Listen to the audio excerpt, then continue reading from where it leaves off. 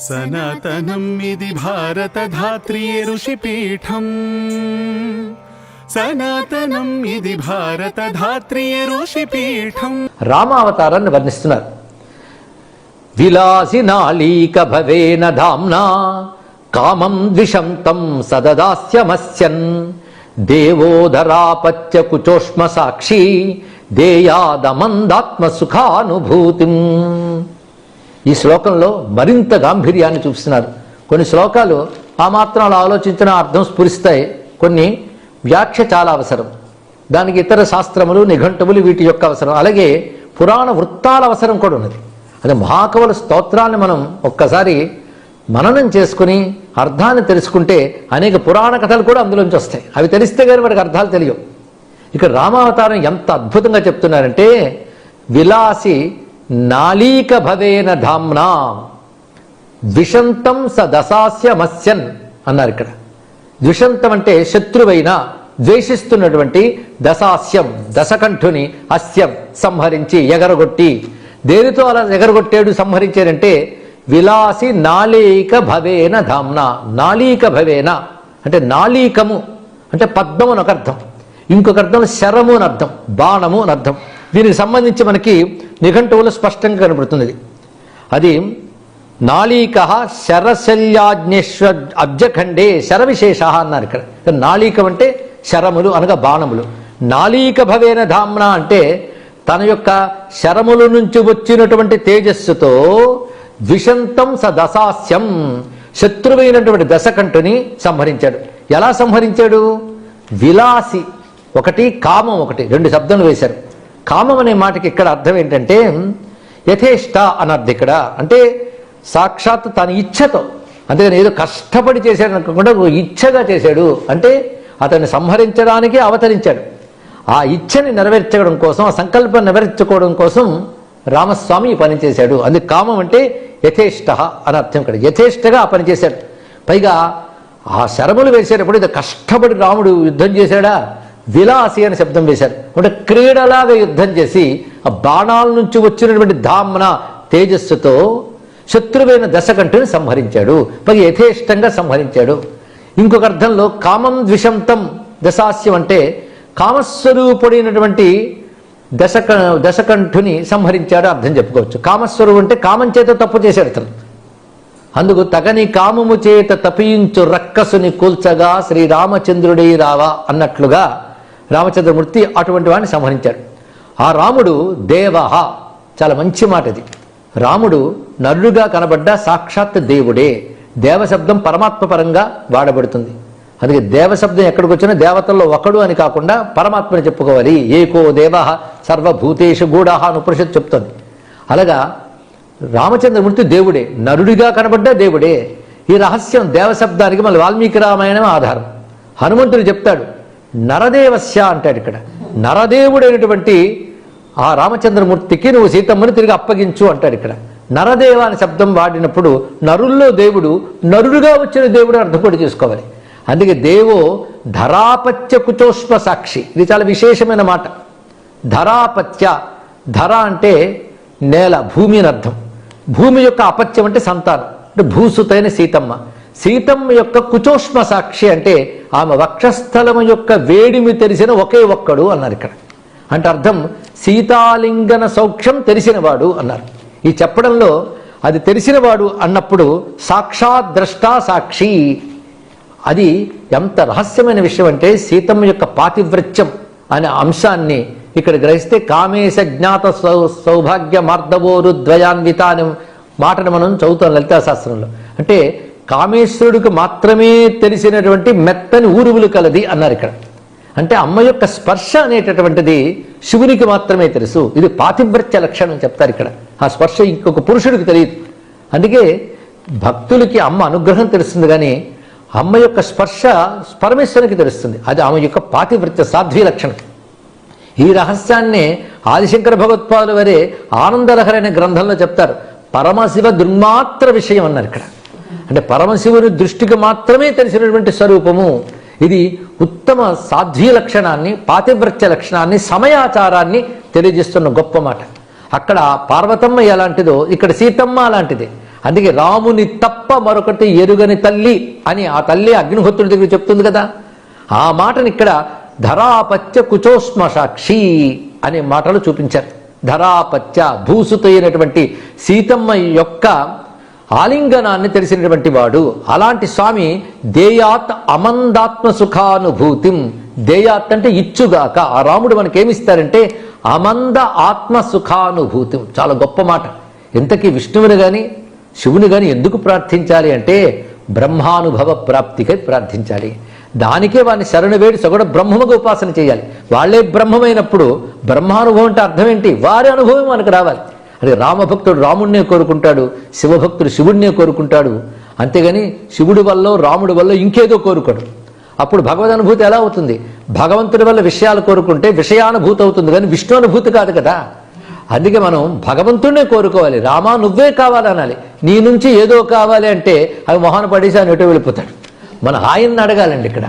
అందుకే శంకరులే శివ సంబంధమైన భుజంగ స్తోత్రంలో మాట అంటారు. స్వామి త్వదన్యం నయాచే అన్నారు. ఇక్కడ నిన్ను తప్ప ఇంకోటి ఏది అడగను అన్నాడు. ఈ మాటలు నిన్ను తప్ప ఏది అడగనంటే ఏది కావాలో నిన్నే అడుగుతాను, ఇంకెవరిని అడగనని కాదు. నిన్నే అడుగుతాను అంటే నువ్వే నాకు కావాలి, ఇంకేది అక్కర్లేదని చెప్పడం. అది గొప్ప మాట. అందుకే అయం దానకాలస్త్వహం దానపాత్ర భవానేవ యాచే. నిన్నే అడుగుతాను. భవానేవ దాత త్వదన్యం నయాచే. అందుకు ఏమడుగుతున్నా అంటే స్థిరాందేహి భక్తిం భవత్పాద పద్మే కృపాశీల శంభో కృతార్థోస్మి తస్మాత్ అంటాడు ఇక్కడ. అని మొదటి నుంచి గమనించినప్పుడు కూడా మనకి ఇక్కడ ఆయన రక్షించడం కానీ తేననాథేన అంటే నాకు సర్వస్వము నారాయణుడే, సర్వస్వము ఆ శివుడే అనే భావం కనిపిస్తుంది. అలాగే ఇక్కడ కూడా ఏమివ్వాలి స్వామి అంటే అమంద ఆత్మ సుఖ అనుభూతి. అమందము అంటే మందము కాని అంటే పరిపూర్ణమైన అర్థం, లోటు లేని అర్థం.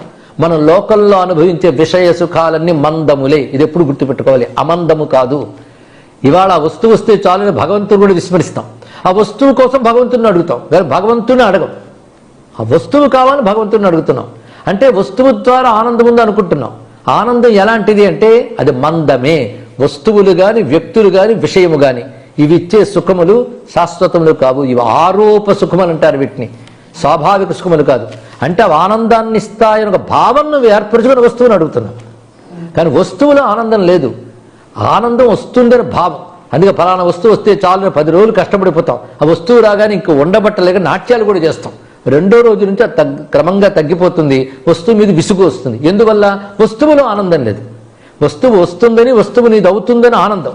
అలాగే వస్తువు విషయం వ్యక్తులు 3 కూడా ఇలాంటివేనండి. అది ఆరోపిత ఆనందములే. అంటే ఒక ఆనంద వస్తువు నీలో ఉంది, అది దర్శించక ఆనందాన్ని వస్తువు మీద ఆరోపించుకుని ఆనందిస్తున్నాం.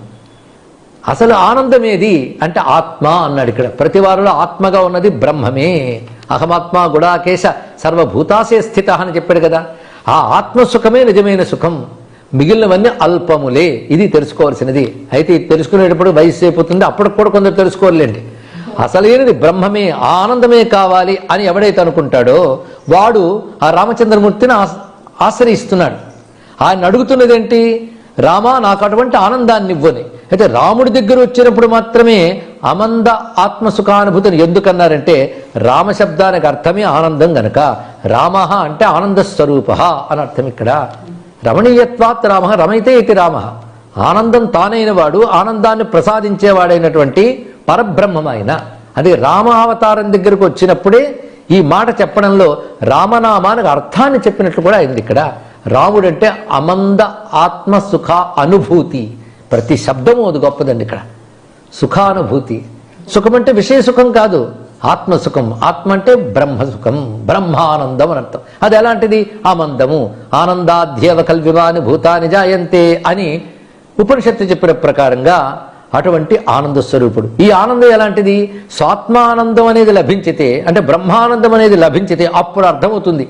భూలోకం మొదలుకొని బ్రహ్మలోకం వరకు సర్వలోక సుఖములు కూడా ఆ బ్రహ్మానందంలో లవలేశములు మాత్రమే. అదే స్వాత్మానంద లవీభూత బ్రహ్మాద్యానంద సంతతి అని వాక్యాలను చెప్పుకుంటున్నాం.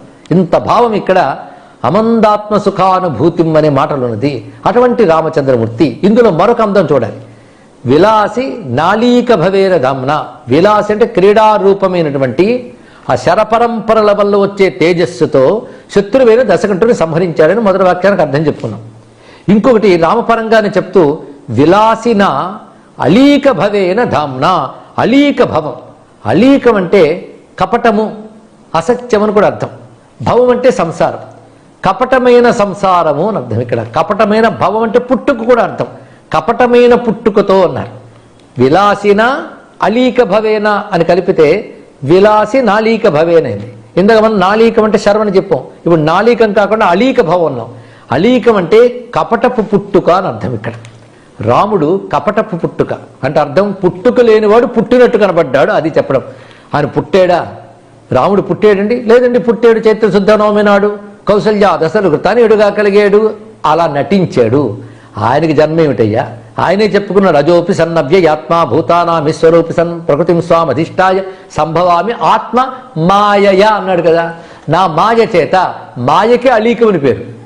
మాయగా అలీకం, ఉన్నది లేనిట్టు చూపిస్తుంది, లేనిది ఉన్నట్టు చూపిస్తుంది.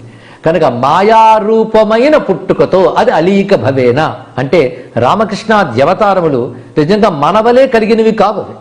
మరి కలిగేవి కదండి అంటే బ్రహ్మదేవుడు దేవకీ గర్భస్థుని కృష్ణుని స్తుతించేవాడు మాట అంటాడు, పుట్టువలేని నీ కభవ పుట్టుట క్రీడయ్యగాక అన్నాడు. ఇక్కడ పుట్టుకే లేని నీవుకు దేవకీదేవి గర్భంలో ఉన్నావు, తర్వాత పుట్టేవు, ఇదంతా క్రీడ మాత్రమే. అది నా క్రీడైన ఆయనే చెప్పాడు, సంభవామి ఆత్మమాయ అజోపిసన్. పుట్టుక లేనివాడిని అయినప్పటికీ, పుట్టుట పెరుగుట తరుగుట మొదలైన వికారములు లేనివాడిని అయినప్పటికీ కూడాను నేను సంభవామి ఆత్మమాయయా, నాదైన ప్రకృతిని అధీనంలో పెట్టుకుని ఆ మాయతో ఆవిర్భవిస్తున్నాను. కనుక అది పుట్టుకు కూడా మాయే అని అలీక భవేన అంటే తనదైన మాయాశక్తితో స్వీకరించిన జన్మ చేత అని అర్థం. ఇక్కడ ఆ రామమయమైన తేజస్సుతో దశకంఠుని సంహరించాడు. కనుక నాలీక భవేనా సరిపోయింది, అలీక భవేనా సరిపోయింది. అయితే ఈ మాయారూపంతో ఎందుకు వచ్చావయ్యా? విలాసిన అని మాట చెప్పారు. విలాసిన అంటే లీలగా, ఒక క్రీడగా వచ్చాడు. రామపరంగా చెప్పిన మాటలోని రామపరంగా రెండు అర్థాలు చెప్పుకున్నాం ఇక్కడ. ఇలాంటి రామావతారము సీతా సమేతుడైన రామావతారం. ఇదే దీంట్లో సీతమ్మ యొక్క పాతివ్రత్యం కూడా ప్రస్తావన చేశారు. ఎందుకంటే రామస్వామి పదాంబుజంబులద నారాధింతునేన్ సదా రామాజ్ఞం చరియింతునేని తగ జాగ్రస్వప్న సుత్యాదులను రామున్ తప్పనిదాననేని అని ప్రతిజ్ఞ చేసింది కదా తల్లి. అదే ఇక్కడ ధరాపత్య కుచోస్మ సాక్షి అనే మాటలు చెప్పారు. ఎంత గంభీరమైన భావాన్ని ఆవిష్కరించారో. ఇప్పుడు దీన్ని శివపరంగా చూసే ప్రయత్నం చేద్దాం. విలాసిన అలీక భవేన ధామ్నా కామం ద్విషంతం సదసాస్యమస్యన్. ఇక్కడ ద్విషంతం కామం అన్నారు. ఇక్కడ ద్వేషిస్తున్న కాముణ్ణి. శివుడికి కామారి అని పేరు. కాముడంటే ఆయన దృష్టిలో శత్రువే. ఎందుకంటే తపస్వికి ఎప్పుడూ కాముడు శత్రువే తెలుసుకోవాలి. ఇక్కడ కామరూపం దురాసదం జహి అంటాడు కదా కృష్ణ పరమాత్మ భగవద్గీతలో. ఒక్క శత్రువుని జయించవయ్యో చాలు. ఆధ్యాత్మిక సాధన అంటే ఆ శత్రువుని జయించడమే. కానీ దానికి ఏదో 10 తల్ల అన్నారు, కనుక లక్షల తలలు ఉన్నాయి దానికి. ఒక తల పోతే మరొక తల, పోయిన తల మళ్ళీ వస్తూ ఉంటుంది. అలాంటి భయంకరమైనది కామరూపం దురాసదం. అలాంటి శత్రువుని జహి అర్జున అని చెప్పాడు. అయితే కామారుగా ఒక్క రాక్షుడైనా అంటే తోడుగా క్రోధం కూడా చెప్పుకోవచ్చు. వాడుంటే ఈ రెండో వాడు ఎలాగో వస్తాడు. కానీ కామం అనేటువంటి దశాస్యుణ్ణి జయించుతూ తపస్సు చేశాడు. తపస్సు అంటేనే కామజేతృత్వం. కాముడితో శత్రువుని పెట్టుకున్నవాడే తపస్సు అవుతాడు. కాముడిని జయించాలని పట్టుకున్నాడు కనుక కామాన్ని దరికి రానియడు కదా. దరికి వస్తే తపోభంగం అవుతుంది. అని కాముడిని దరికి రానియని వాడు కాముడికి శత్రువు కాడా? అయితే అలాంటి శత్రువైన కాముడిని దహించేశాడు. అలీక భవేన దామన. అలీకము అలికము అంటే ఫాలమని అర్థం. ఇక్కడ అలీక భవేన దామన అంటే నుదుట కలిగినటువంటి అగ్నితో అని అర్థం. ఇక్కడ అంటే పాలనేత్రం నుంచి జ్వాలతో కాముని దహించినవాడు అన్నారు. కాముడు శత్రువుగా నిలబడ్డాడు. ఆయన తపోసికి భంగం కలిగించా నిలబడ్డవాడు శత్రువుగా ఇంకెవడవుతాడండి? అలాంటి ద్విషంతం కామం ఆయన సంహరించాడు. అంటే వెంటనే ప్రశ్న రావచ్చు, దశాస్యం ఉంది కదా, 10 ముఖాల కలిగినటువంటి కాముణ్ణి జయించాడు అన్నారు. దీని అర్థం ఏమిటి అంటే కామం అనేది ఇంద్రియాల వల్ల ఏర్పడుతుంది. ఇంద్రియాలు మొత్తం 10 మనకి. దశేంద్రియములు అంటారు. దశ జ్ఞానేంద్రియ, దశ కర్మేంద్రియాలతోనే మనం కామాల్ని కోరుకుంటాం, కామాలను తీర్చుకుంటాం. కనుక మనలో ఉన్న కామం అనేది 10 ఇంద్రియాలను ముఖాలుగా తీసుకుని బయటికి వ్యక్తమవుతుంది. అలాగే ఇంద్రియాలను ముఖాలుగా తీసుకుని వ్యక్తమయ్యే కాముణ్ణి తన యొక్క నుదుటి కంటి మంటతో తగలబెట్టినటువంటి వాడు అంటే మన్మథ దహనం చేసిన శివుణ్ణి చెప్తున్నారు. అది ఎలా చేశాడు? చాలా కష్టపడి చేశాడా? విలాసిన, ఒక లీలగా, అలీక భవేన ధామ్నా, నుదుట వచ్చినటువంటి కంటి మంటలతో ద్వేషైన కాముణ్ణి, పైగా దశముఖములుగా వస్తున్న కాముణ్ణి దహించినవాడు. ఇది అర్థం. అంతేకాదు, కామానికి 10 దశలు ఉంటాయని శాస్త్రం చెప్తుంది. దశ అంటే 10 అని అర్థమే కాకుండా దశలు అది కూడా తెలుసుకోవచ్చు. 10 దశలు, దశలు ఉన్నాయి దానికి. మనం దశ అని మాట్లాడుతుంటాం కదా, బాల్య దశ, కౌమార్య దశ అంటే స్థితి అని అర్థం ఇక్కడ. అలాగే కామానికి కూడా దశలు ఉన్నాయట. అదేమిటంటే ముందుగా కలిగేటువంటిది చక్షురాగ, చూడాలనిపిస్తుంటుంది. ఆ చూపుతో మొదలయ్యి కామం మొదలవుతూ క్రమంగా స్పర్శ కావాలని మరొక విధంగా అది ఎత్తి స్థితికి తెలిసిపోతుంది. మూర్ఛ, ఉన్మాద, పరవశ, ఇలా చెప్తూ 10 భావాలు చెప్తారు కామశాస్త్రంలో కూడా. కామం దశ విధాలుగా ఉంటుంది. చివరి దశ ఏమిటంటే ఆ కామం తిరగకపోతే మృతి దాకా వెళ్ళిపోతాడు. అంటే 10 దశలుగా వెళ్ళిపోతుంది కామం. ఈ 10 దశలుగా విజృంభిస్తున్నటువంటి కాముణ్ణి తన యొక్క జ్ఞానరూపమైన ఫలనేత్రంతో దగ్ధం చేసినటువంటి పరమేశ్వరుడు. అది లీలగా చేశాడు, లీలగా, అంతేగాని కోపంతో చేశాడు అనలేదు. శివుడు మన్మధుడిని తగలబెట్టేటప్పుడు కోపాన్ని చూపించాడంటే కామాన్ని జయించడు కానీ క్రోధాన్ని జయించలేదు కదండి కొందరు అంటారు తెలియక. ఆయన కామము లేదు, క్రోధము లేదు. శివుడు కర్మఫల ప్రదాత, అవతల వాడు చేసిన కర్మకు తగ్గ ఫలితాన్ని ఇస్తాడు. ఇది శివపురాణం జాగ్రత్తగా చదివితే తెలుస్తుంది. అందుకే మన్మథుడిని దహనం చేసిన తర్వాత దేవతలందరూ వెళ్ళి శివుడిని ప్రార్థన చేస్తారు. నిన్ను పార్వతిని కలపడం కోసం మేమందరూ ప్రార్థించగా వచ్చిన మన్మధుడు, ఆయన నువ్వు తగలబెట్టేసావు, తిరిగి బ్రతికించు అంటే మళ్ళీ మా వివాహమైన తర్వాత అతడు జీవిస్తాడని చెప్తూ, ఇది నేను క్రోధం చూపించలేదు, బ్రహ్మదేవుడి శాపం ఇది, నా కంటి మంటల్లో మన్మధుడు తగలబడాలని బ్రహ్మదేవుడు మన్మధుడికి శాపం ఇచ్చాడు, అది ఇప్పుడు నేను నెరవేర్చానన్నాడు. శాంతంగానే ఉన్నాడు శివుడు. అంటే దీని అర్థం ఏంటంటే అక్కడ అహంకరించి శివుణ్ణి నేను దెబ్బ కొట్టగలను, కామానికి వశుణ్ణి చేయగలను అహంకారంతో వచ్చాడు మన్మధుడు. ఆ అహంకారాన్ని తగలబెట్టాడు ఆయన. అది దేనితో తగలబెట్టాడు? తపపరామర్శ వివృద్ధ క్రోధుండయ్యి అంటాడు శ్రీనాథుడు అక్కడ. అంటే తపపరామర్శ, ఆ తపశ్శక్తితో వచ్చినటువంటి జ్ఞానరూపమైన శక్తితో కాముని దహనం చేశాడు. ఆ జ్ఞానరూపమైన శక్తే పాలనేత్రం. అందుకే అలీక భవేన అనే మాటలో అలికయందు ఆవిర్భవించినటువంటి ధామ్న తేజస్సుతో అని అందమైన భావాన్ని చూపించారు. దేవో ధరాపత్య కుచోష్మ సాక్షి, అటువంటి దేవుడు అతడెవరు అంటే ధరాపత్య కుచ ఉష్మ సాక్షి. ధరాపత్య అంటే ధర శబ్దానికి భూమి అని అర్థమే కాకుండా ధరించున్నది పర్వతం అని కూడా అర్థం ఉన్నది. కానీ పర్వతానికి భూధరము, ధరించే భూమిని ధరించేది పర్వతము. అదే పర్వతములు ధరశక్తి, భూమిని మొత్తం నిలబెట్టగలిగే శక్తి పర్వతాలకు ఉంటాయట. అందుకే ధరాపత్య అంటే పర్వత పుత్రి అయినటువంటి పార్వతీదేవి యొక్క పతి అని చెప్పడం. ఇది సరిగ్గా పరమశివ దుర్మాత్ర విషయం, కామేశ జ్ఞాత సౌభాగ్య మార్దవోరు ద్వయాన్విత అని పార్వతీదేవి విషయంలో చెప్పారు కదా. అదే పార్వతీదేవి పరమ పతివ్రతా స్వరూపిణి. ఆ పాతివ్రత్య వైభవాన్ని ఇక్కడ చెప్తూ శివునికి మాత్రమే తెలిసినటువంటి ఆలింగన సౌఖ్యం అమ్మవారిది. అందుకే ధరాపత్య కుచోష్మ సాక్షి అనే మాట అద్భుతమైన మాట. ఇక్కడ శంకరుల యొక్క స్పృహ ఇందులో మనకు కనబడుతుంది. ఏది సౌందర్య లహరిలో, ఏది ఆనంద లహరిలో తెలియజేశారో అది మనకు తెలియబడుతుంది. అదే లలితా సహస్రనామాల్లో కూడా స్పష్టంగా ఉన్నది. అదే ఆ సమయాచారాన్ని స్ఫురింపజేస్తున్నారు. ఇది శివపురాణంలో కూడా గౌరీ కుచ తటద్వంద్వ కుంకిమాంకిత వక్షసే అని శివపురాణంలో వ్యాసుడే వర్ణించాడు. ఇక్కడ ఆ భావమే ఇక్కడ ధరాపత్య కుచోష్మ సాక్షి అని అద్భుతమైన పదంలో తెలియజేశారు. అటువంటి శివుడు మనకి అమందాత్మ సుఖానుభూతిం, బ్రహ్మానందం ప్రసాదించుగాక. ఎందుకంటే ఆయన బ్రహ్మమే కదా, బ్రహ్మములు ఇద్దరు కాదు, ఒకే బ్రహ్మం 2 రూపాలు ఉందని అర్థం ఇక్కడ. అలాంటి శివుడు మనకిచ్చేది శివానందం. శివుడు అంటే ఆనంద స్వరూపుడు, శివానంద లహరి అంటున్నాం కదా. శివానందం అని ఒక మాట ఉన్నది. శివానందం ఒకటి, విష్ణువానందం ఒకటి, బ్రహ్మానందం 3 ఆనందాల్లో ఉన్నది ఒకటే ఆనందం. అదే బ్రహ్మము, అదే సర్వోత్కృష్టము సర్వవ్యాపకము కనుక అదే విష్ణువు. అది శుద్ధము, శాంతము, మంగళము కనుక శివము. అదే శివానందం అనే మాటకు అర్థమే అమందాత్మ సుఖానుభూతిం. ఇది అర్థం ఇక్కడ. అది శివుడు మనకు శివానందాన్ని ఇచ్చుగాక, శివానుభూతిని ప్రసాదించుగాక అని దీని యొక్క భావం. ఈ విధంగా అటు విష్ణుపరంగా, ఆ విష్ణువు కూడా రామ విష్ణువు ఇక్కడ మనకు గోచరిస్తున్నాడు. అటువంటి రామనారాయణ యొక్క ధ్యానం చేసి వెంటనే శివతత్వాన్ని కూడా మనం తెలుసుకున్నాం. విలాసినా అలీక భవేన ధామ్నా, విలాసినా అలీక భవేన ధామ్నా, కామం ద్విషంతం సదదాస్యమస్యన్ దేవో ధరాపత్య కుచోష్మ సాక్షి దేయాత్తమందాత్మ సుఖానుభూతిం అని నమస్కారం చేసుకుని